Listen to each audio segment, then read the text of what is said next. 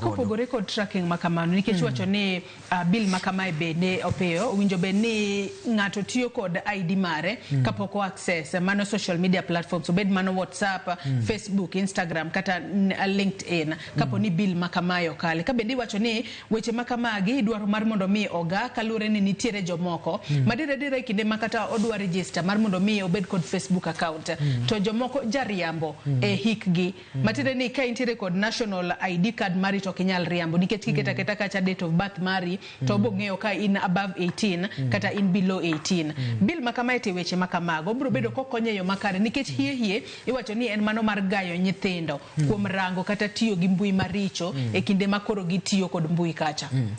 nikech Joyce gimora mora kitimo nyaka bed gi rachne to nyaka bed gi berne to controls be nyaka bedie king'iyo kaduki mane e chike mag Data Protection Act 2019 iyudo ni Joyce seche moko wane public koro kaka wan kodi ni ngeni seche mabire ramogi ka makoro gini bedo aired kate YouTube kate Facebook page maru I consent to that nemo utigi image mara seche makoro watimo discussion ni mondo bede ang'owa mondo ti kode oko kacha to nitiere seche moko be ma inyalo tiyo gi ng'ato nyalo goyi picha kumoro mikia to dhi misuse picha nini inen e yo moro moko winjore makoro result gimilongo ni cyberbullying ineno koro ngene chik ni bebiro mondo control the digital ecosystem ma wantiere to curb cyberbullying nikech iyudo ni nitiere ngato nyalo create account inyayudo Joyce idhi yudo ka ngato kawo picha ni modhi o create go kata account moro mar Facebook timore mang'eny ni ma Joyce to chako solicit money ama ketho nyingi ka timore ang'o koro ji nyalo paro ni ma en Joyce kumbe ngato timore nade tiyo gi sudo account mar ketho gimoro nikech ka koro en that perspective nikech odhi konyo waseyudo a digital ecosystem ka wan kaka joma tendo nikech ma era wa mar digital wase misuse that platform ma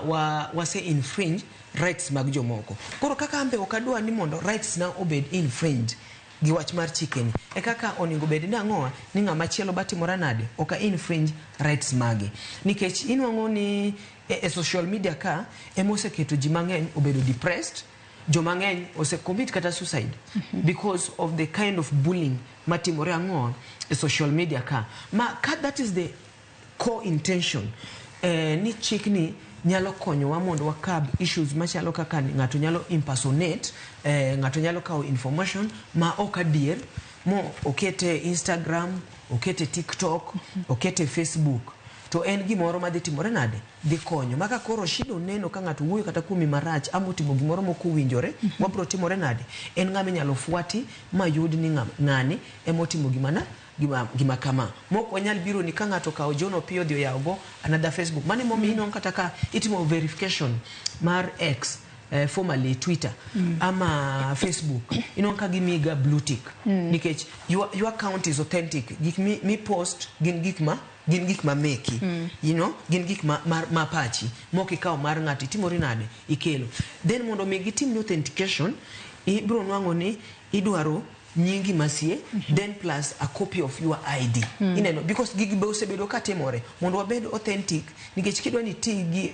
yore mag mbui gi eyo makare to nyaka koro wabed authentic nyaka wang'e ni chike nitiere magayowa etiyo gang'owa gi weche mag mbui gi weche mag tudruok gi ma ambe okanyal timora nade okanyal ketho chik ng'ato nikech ane freedom of speech or freedom space manyalo timo gima dwaro inyalo timo gima dwaro lakini nitie kuma chik koro chopie ni ichopeni to koro step rights mag Joyce step rights mag John koro step outside the boundaries mokete timrok nade ng'iyo weche chike gi to be